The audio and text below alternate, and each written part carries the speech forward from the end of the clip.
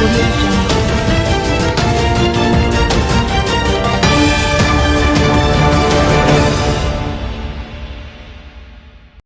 Hearing impaired students swept away after falling in drain. A search is underway for a hearing impaired 5th grade student at New Hope Primary School in Whitehorse, Westmoreland.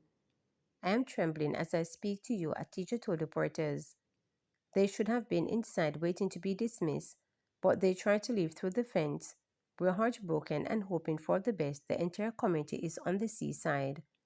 According to reports from the scene, the boy attempted to cross a drain, slipped and fell into the water. His classmates and a nearby ice cream vendor desperately tried to rescue him, but they were unsuccessful. Police were on the scene and the search continues. Fishermen from the community have launched their boats and were combing the coastline for a sight of the child. Ongoing rainfall, though no lighter, has made search efforts more difficult as runoff water from nearby hills continue to empty into the sea. Parents and residents have gathered at the scene visibly distressed as the search continues into the evening. The community remains gripped with anxiety, hoping for a miracle. Fraser Price says national championships will be her last.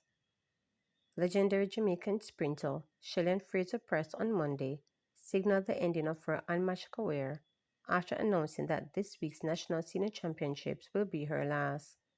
The iconic athlete, who was speaking at a special and intimate ceremony organized by her longtime sponsor, Nike at AC Hotel, thanked her supporters and those who have contributed to her success on and off the track, while committing to continuing her work and efforts towards the development of track and field in Jamaica. In the next 2 days, it will be my final time gracing the National Stadium, and it is honestly one of those moments that I'm looking forward to. You know why? Because I have absolutely nothing to lose and all to gain, because it is your love, and it is your support, and it is your encouragement that has kept me, stated Fraser Price, in the presence of family members, close friends, longtime sponsors, selected media, and government officials. It is the ways you have celebrated me. It is the ways you have showed up for me. And as I stand on the track in the next 2 days, it's not just about the track, but it's what's possible. It's how we continue to shift and change the narrative of our own female or elite sprinting. It's about your time, honoring your time, Fraser Price added. When I stand on the track on Thursday, it's not for me, it's for you, for the love, for the support, for the encouragement, for the resilience, for the prize, for the purpose, and the passion that you have given me. You have inspired me. Fraser Price is viewed as the most successful female sprinter in history and has contributed significantly to the development of student athletes through her Pocket Rocket Foundation. Joining in celebration were officials from sponsors Nike and Grace Kennedy, as well as Prime Minister Andrew Holness, Sports Minister Oliver Grange, Opposition Leader Mark Golding, as well as other government and business leaders. The National Senior Championships will be used to select Jamaica's team to the World Athletics Championship in Tokyo, gets underway at the National Stadium on Thursday and culminates on Sunday. Fraser Price is scheduled to feature in the women's 100-meter prelim on Thursday at 6:50 p.m. JFB says it took over 3 hours to extinguish massive gas truck fire. It took firefighters more than 3 hours to extinguish a massive blaze after a gas truck caught fire along Spinestone Road in Kingston. The fire spread to an adjoining warehouse. No injury was reported. The St. Andrews South Police advised members of the public that the section of Spinestone Road in the vicinity of 6 miles was blocked after the truck caught fire.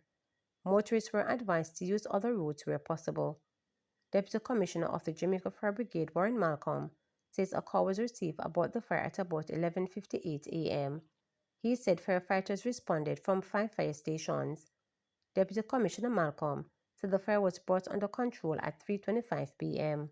At 11:58 a.m., Jamaica Fire Brigade received and responded to a call of fire at number 591 Spanish Town Road. Response was made from the Trenchtown, Half a Tree, York Park, Spanish Town, and Portmore fire stations. A total of 4 pumpers and 2 tankers were in attendance. A total of 37 firefighters fought the blaze. On arrival, The fire was confined to a tanker on the roadway conveying petroleum product, which spread to an adjoining warehouse at the front of the premises. Four medium jets were brought into operations. Foam was also used to contain the blaze. At 3:25 p.m., fire was brought under control and subsequently extinguished. Public Defender launches investigation into sexual offenders registry. The Public Defender has launched an investigation into Jamaica's sexual offenders registry. Public Defender Caroline Reed Cameron says the investigation will look into the operation and effectiveness of Jamaica's sexual offense registry. The probe was launched based on Section 15 of the Public Defender Act and follows growing public concern about the registry's transparency, accessibility, and its ability to safeguard vulnerable groups, particularly women and children. Mrs. Reed Cameron emphasizes that the office has a duty to ensure that laws and public systems function intended without infringing on the constitutional rights of Jamaicans. According to her, this is not just a review of procedures, but a holistic examination of how public safety tools must align with the Constitution. Access to the registry is limited to law enforcement, designated employer, and persons with a proven legitimate interest. The office reveals that the recent tragic incidents have prompted renewed scrutiny of whether such restrictions are achieving the registry's intended purpose. Meanwhile, Public Relations Officer at the Office of the Public Defender, Shannon Bailey, says the investigation will focus on three core areas, including statutory compliance. The Public Defender's Office says both the Commissioner of Corrections and the Permanent Secretary in the Ministry of Justice have been formally notified and are expected to support the inquiry. The investigation has started and will culminate in the final report that will be tabled in Parliament and made available to the public, subject to appropriate reductions for confidentiality and security.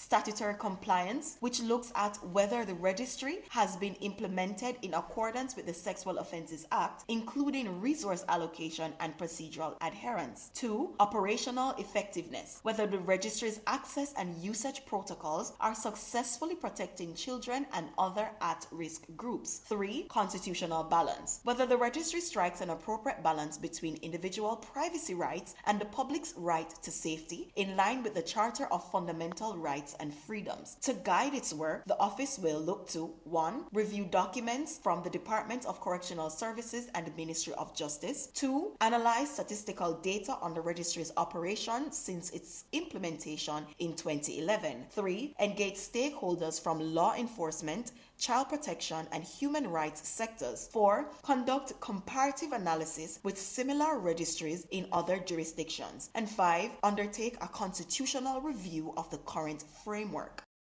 Third term, not an entitlement, wholeness to labor rights. Ringing the bell in Clarendon and signaling to the nation that a general election is near, Prime Minister and Jamaica Labour Party leader Dr. Andrew Holness on Saturday warned party supporters and members that the quest for a third term would not be easy. Holness was speaking at the Clarendon Northwestern Constituency Conference held at Edwin Allen High School in Frankfield, where he highlighted the fact that he had walked with the bell, which is a JLP symbol. You also know that when the teacher is ready for classes to resume, when the principal is ready to call back the children, the principal goes for the bell. So, when we are ringing the bell, we are signaling to the nation, he said. However, Holness, whose ruling Jamaica Labour Party will seek a third term consecutive in office in general elections due September, said Labour should not take it for granted that the party will win. The third term is never an easy undertaking. It must never be felt that the third term is an entitlement. There must be no arrogance about us, Holness said. As Labourites, we must be cognizant of the challenges we face as we seek to continue the mission of changing Jamaica for the better. Holness said the government understands that many Jamaicans are frustrated by persistent problems, such as lack of water and proper roads. However, he asserted that the JLP is the party that knows how to fix the issues.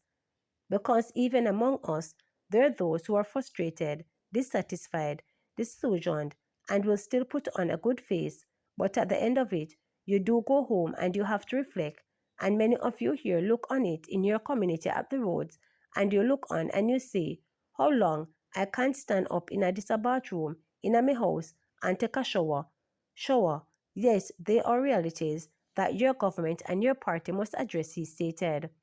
Holness was in Clarendon Northwestern to endorse the party's representative in the constituency, Warren Newby. The former JLP senator replaces outgoing Member of Parliament Philip Henriquez. He is expected to go up against the People's National Party, Richard Azan. Holness described Newby as a man of great political insight, great political knowledge, but someone who understands the struggles of the people and someone who has dedicated his life to service. I endorse him and I recommend him highly to you, Holness told party supporters. The Clarendon Northwestern seat has grown increasingly competitive in recent election cycles, while historically a JLP stronghold, the party's grip has loosened since 2002 when Cliffstone lost to Azan. The JLP reclaimed the seat in 2007, but Azan won it back in 2011 and 2016 in tightly contested races. The JLP had hold again in 2020. To subscribe, like, share, and click the notification bell for daily updates.